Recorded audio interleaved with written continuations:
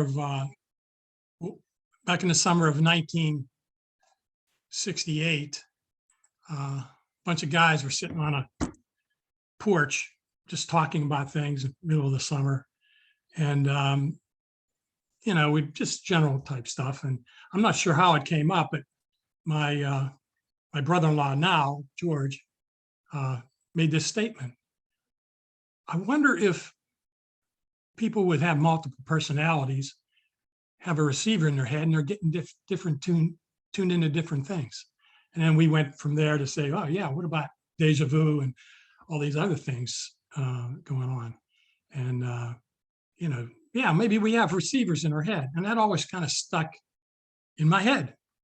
And as I would learn things, like that there's an infinite amount of energy out there that we don't even see, that could possibly be God. Could we actually be receiving messages from God and sometimes being aware of it, sometimes not?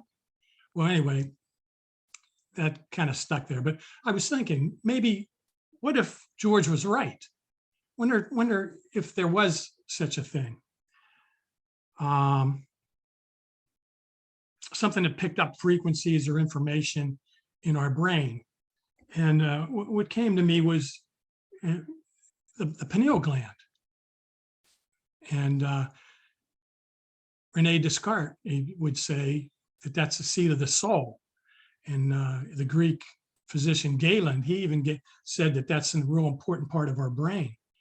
And it's an organ. It's in the back of the brain in the top of the third ventricle, and it's real tiny, but it's got the brain fluid around it, and it's real protected just by where it is, and it's connected to our eyes. So light can go from our eyes back to the signal back to the pineal gland. And it must be pretty important. Pineal comes from the pine cone. It looks like a pine cone. And the image of a pine cone shows up in a lot of cultures, ancient cultures, the Sumerians, the Egyptians, and it even shows up in the papacy. They have huge sculpture of a pine cone, and they have their staffs. The Pope's staff often has a pine cone on it. So there's got to be some significance to it. What's it really mean? And I wanted to share kind of an image. The pineal gland is part of the diencephalon, or the reptilian brain, or brain, right on top of the brain stem. But I wanted to show you some ancient. Let's see. I'm gonna have to go to share screen here. Okay.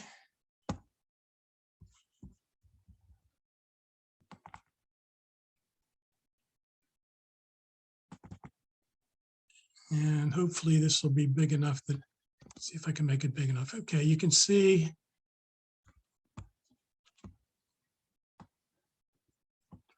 two creatures here, or deities, and they have their hands up and they're holding a pine cone in their hand. And there's some people might say it's a tree of life. Some people think that what they're facing is, could be the energy channels. There's 3 energy channels that go up our spine, or it could be a DNA. And I think maybe it might more likely be DNA, because the influence of pineal gland on our bodies changes hormones, and it has a strong effect, and it can actually shift our DNA. The environment, if we constantly have our DNA in a certain environment, it's going to actually adapt, and it'll manifest different things depending on what environment it's in. I guess that's a basic definition. And there's also one. Oh, this is actually the same. And it's funny, they have these little purse things. And I don't know what some people think it might be a battery or something. And let's go. There was another one that didn't, it's an actual human head, and they have the wings and again, the pine cone. And I think it's interesting that they're holding it about eye level. And these Sumerians were supposedly huge people, so that would probably be our height. So maybe they're working on our pineal glands. Okay. Let's see, I have another one. This is from the Egyptian. Oh, I thought I had another one. Let's see, where'd it go? There it is. Oh, it's bringing up Word, okay. All right, this is the Eye of Horus. And you can see if you overlay it on top of the brain, it shows you the brain stem and the midbrain where the thalamus, the hypothalamus, the pituitary gland are. And so these drawings are in a lot of the pyramids and sacred text. And so the symbology, I think, represents something that's actually, real, and it's something in our brain. And it's funny that they were aware of that back then when we think they were kind of primitive, but that's about all that is. Let's see, let me get out of this, if I can do that. Just bring it down. I'll say stops here. Okay, so so I'm thinking that, the midbrain makes all the hormones, and it controls a lot of our function in our body around the cells. And it also has calcite crystals in it, which glow actually when certain frequencies hit it. They've been able to show that in animals. I'm sure it's probably similar to humans. So you have light coming in, and along with light, there's other frequencies. So who knows, how it's interpreting those frequencies. I'm assuming that maybe there is some, and it gives it feedback to the body. Now, the pineal gland is considered like the conductor of the neuroendocrine system. So all your nerves and your hormones are all affected by that gland. And it's for years they thought it was just a vestige; it didn't do anything. But now they know that it sends signals to the thalamus and to hypothalamus and the pituitary. And the pituitary sends it to the thyroid, to the adrenals, and all the other endocrine glands.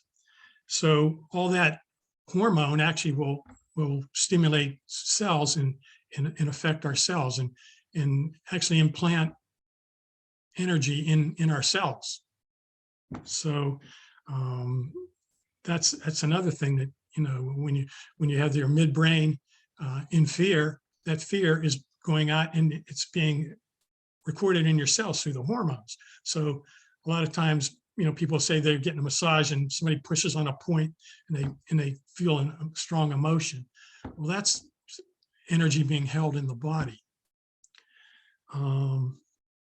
So some of the things that they know the pineal gland does, it works on our sleep and our circadian rhythms. That's why you should sleep in a totally dark room, so that you can start creating melatonin, which is a powerful hormone that works on the reproductive system, helps with control body temperature, blood pressure, immune system. Immune system is very important, and they know that for a fact that this is a problem, because nurses, they found it in a big study, nurses that worked swing shifts had higher incidence of cancer. And so they knew that the melatonin cycle was off in these nurses, and it was causing them their immune system to be weak. So that's good reason to make sure your room is totally black. Actually, it's not just seeing it in your eye; it's all the cells in the body can pick up light and be sensitive and give feedback to them with melatonin. It can affect the fertility, motor activity, and again, cancer and tumor suppression. It also makes a hormone, or I guess it's a hormonal compound called DMT, which is a hallucinogenic material. And an interesting thing about that, in these ancient schools where they would, mystic schools, they would take people and they'd put them in the dark for a really, really long time. And then they'd take them out early in the morning and they'd have them stand as the sun came up and the light would come in and it would give them a rush. And they would give them this huge blast of DMT. And the DMT actually would give you an awakening, or they would call it an awakening, or hallucinogenic response. But our body normally makes this DMT, it's just at a lower level. So it's got some purpose, you know, maybe to keep us feeling good once in a while. Another important thing that the pineal gland does, it correlates the function between the mind and the body. So the mind is considered just pure vibrating energy, and the brain is the physical manifestation of that. So if you're messing with those vibrations, you know, those vibrations are low or you know, weak, then the signals to the brain and the nervous system are going to be affected. So that'll affect the whole body. So that's an important thing. Without this mind-brain correlation, thoughts can't expand. They do not connect to anything other than self-interest. I'm just thinking, I know some people like that. The pineal gland must not be functioning very good. And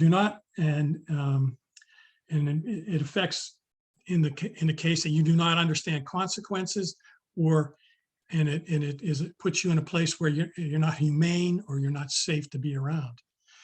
So yeah, I think it's a pretty important gland. So, and again, a lot of this stuff is about chemical and physical in the body, and you know, the calcite, you know, that is affected by the light. I think that deals more with energy and not necessarily chemistry. And I know our medical system is chemistry, and physical. They don't want to deal with the energetic unless they have to. So, and I think that light sensitivity in the pineal gland could be associated with the second principle, unity principle, in that our essence is of God, therefore it is inherently good, and God's essence is called the Christ within, and when was fully expressed in Jesus and within us. So if that truly is a connection to the omnipresent God that's around us, the energies of God, then I think that kind of fills the second principle. The word Christ comes from the word Christo, Greek. But part of me thinks it might have come from the word for crystal, Christolos. You know, they might have mistranslated, or maybe they changed it on purpose. I don't know. But crystal meaning crystal and clear. And I believe Jesus was clear. He didn't have any blockage. I envision that he didn't have any energy blockages in his body, which would come from, you know, the stress of the pineal gland, you know, from low frequencies, and also any disharmonies. So that made him, you know, the ideal teacher, the ideal healer, the ideal spiritual leader. And he was all those things. It's not separated out like now, you know, now we got a teacher, now we got a doctor, now we got a priest. You know, it was all in one. And I think that's what we are. And I think if we have those energies cleared, that energy will flow through us, just like the energy flowed through Jesus, you know, God's energy, and he was able to do all those things. That's my take on it anyway. So as humans, our connection to God is impaired by energy blocks and disharmony. And if we followed Jesus's lead and we strive to remove these blocks and energies in our bodies, these disharmonies, we will become our own best teachers, healers, and spiritual guides. And I think that goes along with the fifth unity principle. Through thoughts, words, deeds, and actions, we will live the truth we know. And the truth we know is different. Jan's different than mine. I'm different from Leon. I don't know if Neil has one, but I think he's working on it. So truth is a word, and we all hold truths. Just as an aside, there was a big study on cancer patients, people who how well they did, in treatment or what they did, and I might have mentioned this in other talks, but I'm very intrigued by it. They found that the two groups that did the best were the people who, on this end, gave it up to God, just let it go, had nothing attached to it, just said, your will is my will. And, a lot of them did really well. But on the other end were the ones that actually went and looked for a reason, saying, saying, I'm not gonna let this beat me. I'm gonna find what's gonna work for me, and I'm gonna do it, and it's gonna work.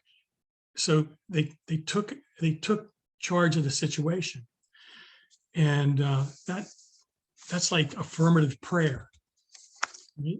You put it out there and you say, look, I need help here. It's going to come to me. You're assertive, and then you do the program. So these people were getting better. The people that didn't do so well were the people in the middle who were stuck in fear. And why were they in fear? Well, too many people telling them what to do. They knew somebody that died of cancer, or, they've lived with it and they thought they had it. And, all of a sudden somebody confirms it, and then they just let go. So these two extremes, giving it up to God and using affirmative prayer and giving yourself a chance to pull in the information and follow the path that'll lead you to healing. And that kind of reminds me of what Myrtle Fillmore did, with her TB. She had it so bad that it was affecting other organs, and she didn't really start healing until she was in her 40s, when she started looking at New Age type stuff. And she did the, focus on the organs, let it go. And she was knowing that God was going to take care of her. She gave that up. But she knew also that she can use affirming the health of her liver, the health of her intestine, her lungs. And so she kept herself healthy for all those years, for 40 some years. And that's amazing, especially back then when they're pretty much writing people off with who had TB. So there are some reasons, physical reasons, why the pineal gland might not be functioning really well. And one of them that I feel is a concern is having calcified the body ends up calcifying the outside of the pineal gland, which is not a good thing. And one of the things they think is contributing to this is fluoride in our water, because the crystals are finding that are in the pineal gland that are coating it are calcium fluoride, and that seems to maybe be causing some dysfunction. So I personally filter my water and make sure there's no fluoride in it. And actually, I am connected to a group that is trying to get fluoride out of water, because they say it even affects the thyroid and competes with iodine in the thyroid. So that's might be something that you want to consider, try to avoid fluoride water. And bromides also are another one that affects the thyroid a lot. And that stuff's almost everywhere nowadays. So get some good iodine in your body and find a way to, and there are methods to decalcify. You can find them online. I won't get into that. So what can happen if you open your pineal gland and it's functioning at a higher level? Well, you can find deeper meaning in events that occur in your life. I like the sound of that. You can understand the physical reality is the manifestation of duality, and your soul seeks to be liberated from this duality. You never feel alone, but instead feel connected to all things animated and inanimated. That would be a trip. You feel the vibration and rhythm of everything around you. Your senses get heightened. Your touch, your smell, your sight. I think I can use that right now. I've got a little bit of cataract here. I'm going to work on that. You begin to see and feel your own energy in your body as well as others. You identify less with your ego sense. I need a little bit of that. Negative emotions, greed, anger, envy, lust become less and disappear. So anyway, that's my spiel on the third eye. And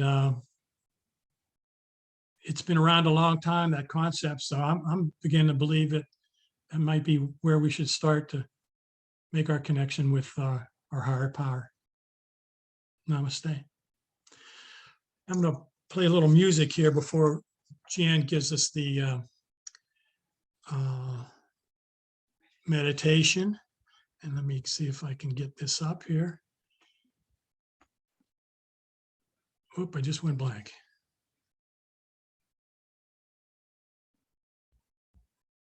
And not what I wanted.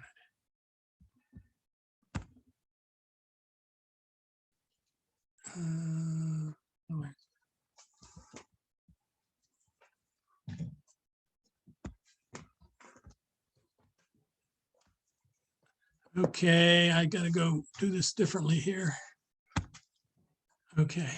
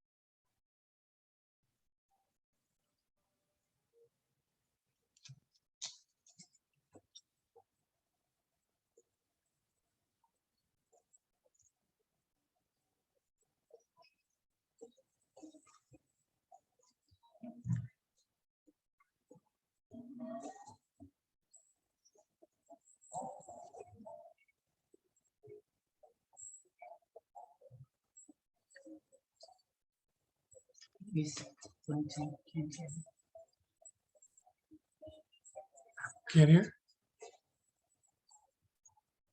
Oh. Not hearing anything? Oh.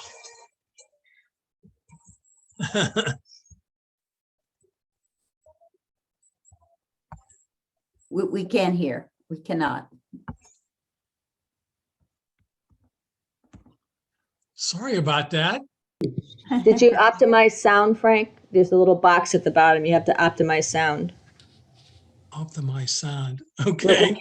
When you go to share, there's a thing that clicks that optimizes something like audio or something. Should I do share screen?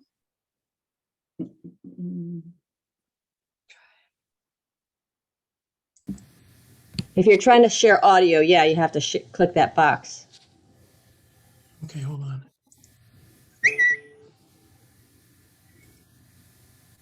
Who just whistled? Okay, let's see if I can bring it up and play it again. I'll start it there's a big intro.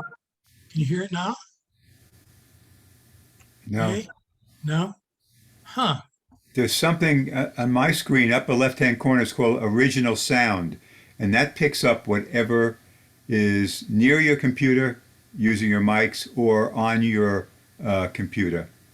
I don't know if you Original- have original sound anywhere in your, like Can't read Mary it. Ann was saying about your, when you come in. This is a good song too. I want to be able to play it for you guys. Well, I mean, we could do the meditation without it if you like, because we're Well, still no, it's- recording. it's- We're still recording also. Oh, you can probably discontinue. Okay. All right, I'm trying to figure out where. Stop video, mute. Oh, maybe under more.